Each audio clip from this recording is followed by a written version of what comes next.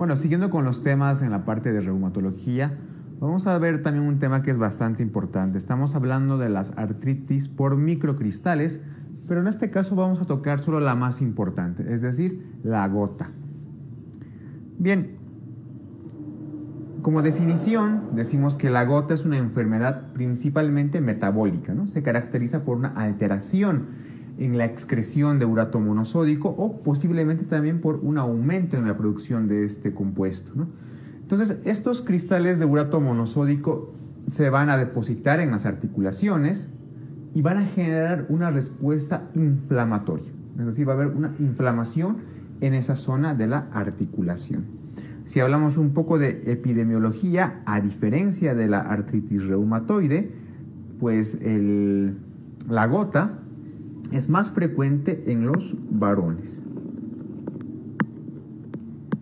Tiene predilección por el sexo masculino. Es más frecuente en varones que en las mujeres, ¿no? Entonces, como definición, principalmente es eso, ¿no?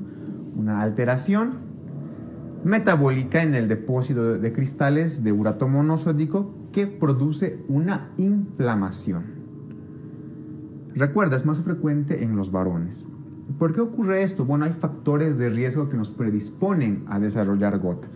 Entre los principales, por ejemplo, podemos observar que está la obesidad, que es de hecho el principal factor que está relacionado con la gota, el sobrepeso y la obesidad.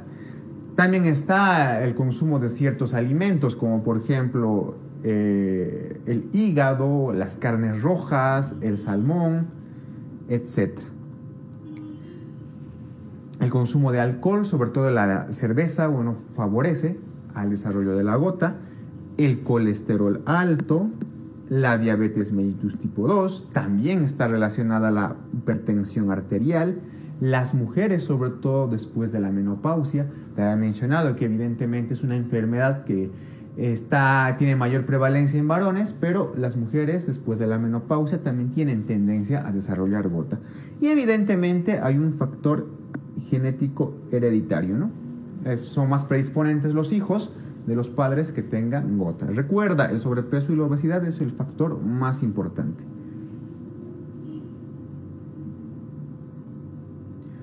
Bien, si hablamos de hiperuricemia propiamente, estamos hablando de un concepto bioquímico. La hiperuricemia propiamente se define como la concentración plasmática de urato mayor a 7 miligramos, ¿sí? La hiperuricemia es la concentración plasmática de urato mayor a 7 miligramos decilitro. ¿Cuáles son las causas de esta hiperuricemia? Porque la hiperuricemia nos va a llevar evidentemente a desarrollar gota o artritis gotosa. Bien, dentro de las causas de hiperuricemia tenemos dos causas principalmente. La primera, la hiperuricemia por aumento en la síntesis de ácido úrico, que es muy poco frecuente. Y la segunda, que evidentemente es la más frecuente, es la hiperuricemia por defectos en la eliminación renal de ácido úrico. Representa cerca del 90% del total de causas. Hablando un poco pues, de la hiperuricemia por aumento en la síntesis de ácido úrico. Bueno, pues tenemos en primer lugar los defectos enzimáticos, los cuales los más frecuentes, por ejemplo, hay un aumento de la actividad de la 5-fosforibosil sintetasa o la ausencia parcial o total de la enzima hipoguanina fosforibosil transferasa, ¿no? Son defectos enzimáticos que aumentan la síntesis del ácido úrico. También se puede deber al aumento del catabolismo de las purinas, porque recuerda que el ácido úrico es el producto final de degradación de los ácidos, de las purinas y de las pirimidinas. Es decir, los ácidos nucleicos que tenemos, como el ADN y el ARN, pues también sufren un proceso metabólico de degradación y el ácido úrico, por ejemplo, es uno de esos productos finales de su degradación. Volviendo a las causas, te había indicado que el aumento del catabolismo de las purinas, como por ejemplo en enfermedades mieloproliferativas, linfoproliferativas, como los linfomas, leucemias, etc., ¿no? el mieloma múltiple, la psoriasis, ¿no? Enfermedades donde hay un recambio celular bastante rápido y extenso, ¿no? En estos casos también puedes observar una hiperuricemia. Lo que más nos interesa, las causas más frecuentes de hiperuricemia, las que son alrededor del 90%, son defectos en la eliminación renal del ácido úrico. ¿Cuáles son estos? Disminución del filtrado glomerular, por ejemplo, en la enfermedad renal crónica. Aumento en la absorción de uratos, por ejemplo, en el uso de diuréticos, principalmente el uso de las tiazidas. Disminución de la secreción de urato. ¿Esto en qué casos ocurre? Por ejemplo, al administrar dosis bajas de aspirina, de salicilatos, al administrar piracinamida, o en casos donde hay una acidosis, como una cetoacidosis o una acidosis láctica. Otras causas, principalmente en otras causas están incluidos algunos fármacos como la ciclosporina, el etambutol y el ácido nicotínico.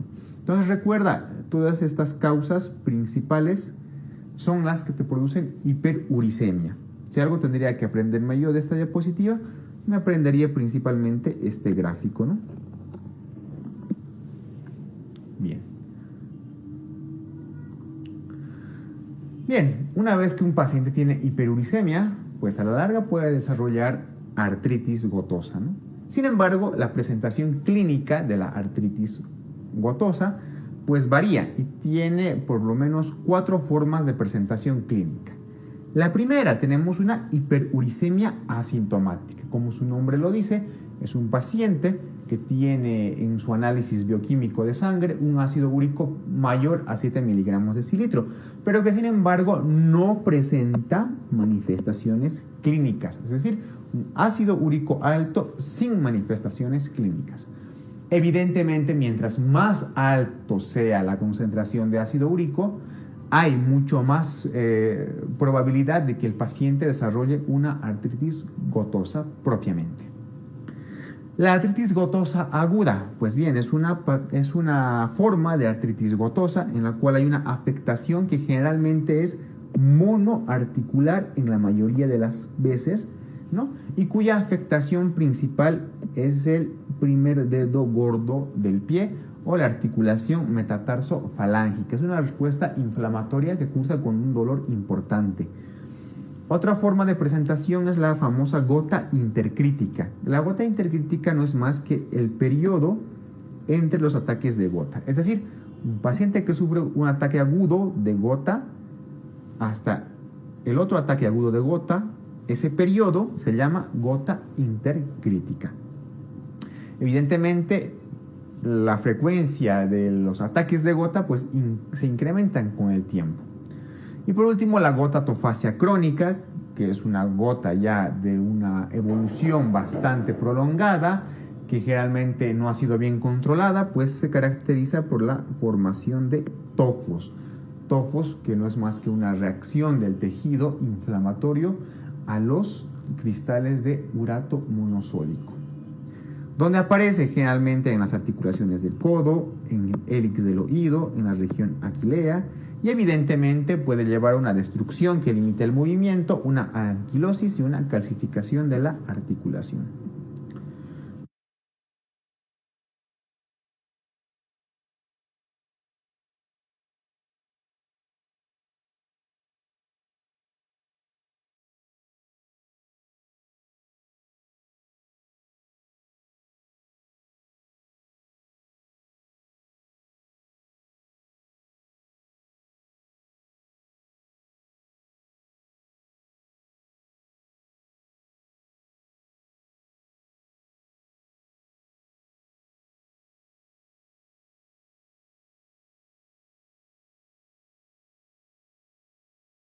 Vamos a hablar un poco acerca de la artritis gotosa aguda propiamente, ¿no? La artritis gotosa aguda o crisis de gota, que es su sinónimo, se produce por factores precipitantes, como por ejemplo, un paciente que tiene hiperuricemia o que tiene una artritis gotosa por sí, pues un cambio brusco en la concentración del ácido úrico plasmático me puede llevar a un ataque de gota aguda, ¿no? ¿Cuáles son estas causas? Principalmente el uso de diuréticos, el alcoholismo, traumatismos y algunas infecciones. Bien. Entonces, ¿qué es lo que ocurre en un ataque agudo de gota? Pues hay una inflamación, generalmente es monoarticular en la mayoría de las veces. Si bien la afectación puede ser en una gran parte de las articulaciones, por ejemplo, la rodilla, como aquí tú ves el codo, ¿no? La más frecuente es la afectación de la metatarso-falángica, del primer dedo gordo del pie, como aquí tú ves en la imagen, ¿no? Se produce una reacción inflamatoria intensa. Por lo tanto, existen en esa articulación todos los signos de la inflamación: dolor, calor, rubor, etc., ¿no? ¿Y qué es lo que ocurre? Este dolor es tan intenso, ¿no?, que solamente se calma con la aplicación de algunos fármacos. Sin embargo, la artritis gotosa aguda remite espontáneamente. Es decir, el paciente, si bien puede sufrir un ataque de gota aguda, incluso sin tratamiento, este ataque puede remitir espontáneamente. Es decir, que el tratamiento es principalmente para controlar el dolor y la inflamación en este tipo de gota. Bien, vamos a hablar un poco de la artritis gotosa crónica. La artritis gotosa crónica, pues es una artritis que ha sido mal controlada, que ha tenido una evolución en el tiempo, ¿no?, y que se caracteriza primero por afectación ya no monoarticular, sino poliarticular, y por el desarrollo de tofos, los famosos tofos gotosos, ¿no? Esos tofos gotosos que son tejido de reacción a la inflamación debido a los cristales de urato monosódico. ¿Dónde se presentan los tofos? Puede presentarse, como aquí tú ves en la imagen, en el codo, en las manos, en algunos tendones y también, evidentemente, en la articulación metatarso-falángica del primer dedo gordo del pie. Estos tofos pueden drenar espontáneamente, como tú aquí ves en la imagen, y evidentemente lo que drenan es material blanquecino, que no es más que el urato monosódico. Bien, la afectación renal, pues evidentemente la hiperuricemia y la artritis gotosa tienen una afectación renal. ¿Qué me puede producir a nivel del riñón? Evidentemente aumenta el riesgo de nefrolitiasis o cálculos renales por ácido úrico. También me puede producir una nefropatía por ácido úrico. Esta nefropatía por ácido úrico se caracteriza por ser un fracaso renal agudo, pero de tipo parenquimatoso. ¿Por qué? Pasa que el ácido úrico precipita en los túbulos renales y de esa forma disminuye la tasa de filtración glomerular, produciéndome un fracaso renal agudo, pero de tipo parenquimatoso. Por último, la nefropatía por urato, que es muy poco frecuente debido a que se realiza el tratamiento de forma adecuada actualmente a los pacientes. La nefropatía por urato es una enfermedad renal crónica que se debe a una nefropatía de tipo intersticial. ¿Qué quiere decir? El urato se deposita en el intersticio del riñón y produce una fibrosis, y esta fibrosis a la larga me va a condicionar una enfermedad renal crónica. Entonces, esas son las tres formas de afectación renal que tiene la gota: nefrolitiasis, nefropatía por ácido úrico, que se traduce en un fracaso renal agudo parenquimatoso, la nefropatía por urato, que se traduce en una enfermedad renal crónica. El diagnóstico, bueno, el diagnóstico evidentemente es clínico. Ante un primer ataque monoarticular, hay que sospechar siempre de una gota o una artritis por gota, ¿sí? ¿Qué es lo que vamos a encontrar en el laboratorio? Pues vamos a encontrar elevación de la BCG y de la PCR, seguramente leucocitosis, evidentemente hiperuricemia en la mayoría de los casos, ¿no? Y si analizamos una muestra de líquido articular, pues podemos ver esto, lo que ven aquí ustedes en la imagen: cristales de urato monosódico, cuya característica principal es que tienen la forma de aguja, ¿no? Tienen una forma de aguja, como ven ustedes. Entonces, en determinadas células, sobre todo los macrófagos, pueden ver en algunas veces un macrófago, y dentro del macrófago algunos cristales de urato monosódico, es decir, esas formaciones de aguja. La radiografía nos puede dar algunos datos característicos, como por ejemplo erosiones, como aquí tú ves ¿no? Erosiones en sacabocado, que tienen algunos bordes escleróticos. Conforme pasa el tiempo se pueden formar quistes, ¿no? Puede haber destrucción también de la articulación, etc. Entonces, básicamente el diagnóstico es clínico, ¿no? Más los datos de laboratorio, datos inflamatorios como elevación de la BCG, PCR, una leucocitosis. Generalmente existe hiperuricemia, ¿no? Al análisis de líquido articular podemos observar estos cristales de urato monosódico que tienen forma de aguja, incluso dentro de los macrófagos o de las células, y la radiografía nos pueden dar algunos datos como lesiones en sacabocados con bordes escleróticos. ¿Cómo vamos a realizar el tratamiento? Bien, el tratamiento de la gota tiene los siguientes objetivos principalmente. Lo primero es reducir la sintomatología de la gota aguda de forma rápida. Te he indicado que la artritis gotosa aguda puede remitir espontáneamente, o sea, desaparece espontáneamente, ¿no? Sin embargo, la intención del tratamiento es evidentemente reducir su sintomatología. Luego, evidentemente, otro objetivo del tratamiento es prevenir los ataques o las recurrencias de la gota aguda y, por último, prevenir las complicaciones de la artritis gotosa crónica, es decir, evitar que se formen los tojos gotosos, ¿no? Bien, la hiperuricemia sintomática en general no está indicada el tratamiento, ¿no? Esa hiperuricemia que tiene más de 7 miligramos de decilitro, pero que no presenta sintomatología, por lo general no se trata. Sí que se debe hacer énfasis en corregir los factores de riesgo, como por ejemplo la obesidad, la hipertensión arterial, la dislipidemia y la diabetes mellitus. Bien, la artritis gotosa aguda. Bueno, aquí sí que vamos a realizar un tratamiento, pero ¿cómo vamos a realizar el tratamiento? Lo principal, los fármacos de elección son los AINES y la colchicina. Dentro de los AINES, principalmente la indometacina. No podemos usar cualquier AINE, ya sea diclofenaco, ibuprofeno, pero el más indicado, evidentemente, indometacina.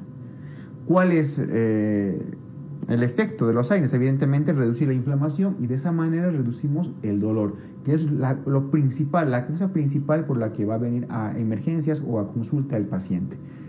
¿Qué más tenemos que realizar? A ver, si hay algún caso en el que los AINES o la colchicina estén contraindicados, se puede administrar corticoides, ¿no? Y en algunos casos es muy útil la inyección intraarticular de los corticoides. Recuerda, los corticoides solamente los vamos a utilizar solo si es que los AINES o la colchicina están contraindicados. Y esto es importante, lo siguiente que te voy a recalcar.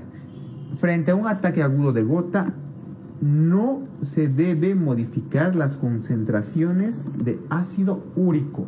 Es decir, no debes administrar allopurinol a no ser que el paciente ya esté tomando. ¿A qué me refiero con esto? En un ataque agudo de gota, no se debe modificar las concentraciones de ácido úrico. Lo que quiere decir que a un paciente que no estaba tomando allopurinol, no le debo administrar allopurinol, está contraindicado. A un paciente que sí tomaba allopurinol, pues le tengo que seguir manteniendo la misma dosis. A eso se refiere con no modificar las concentraciones plasmáticas de ácido úrico. Y por último, dentro de las medidas generales, pues evidentemente en una crisis aguda de gota, el paciente tiene que estar en reposo y se debe administrar frío local a la articulación afectada. Y bien, por último, el tratamiento de la artritis gotosa crónica. Bueno, el tratamiento de la artritis gotosa crónica debe iniciarse entre 2 a 3 semanas después del ataque de gota aguda. Es decir, no vas a iniciar un tratamiento inmediatamente.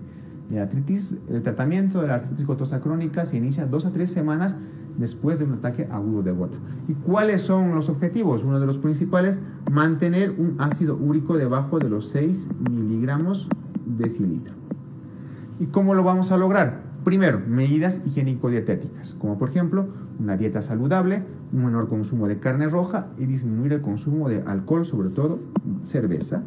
Y la administración, lo más importante, de fármacos hipouricemiantes, en los cuales tenemos los principales y los que tienes que acordarte, inhibidores de la xantina oxidasa, como el allopurinol y el febuxostat. y también tenemos otros hipouricemiantes.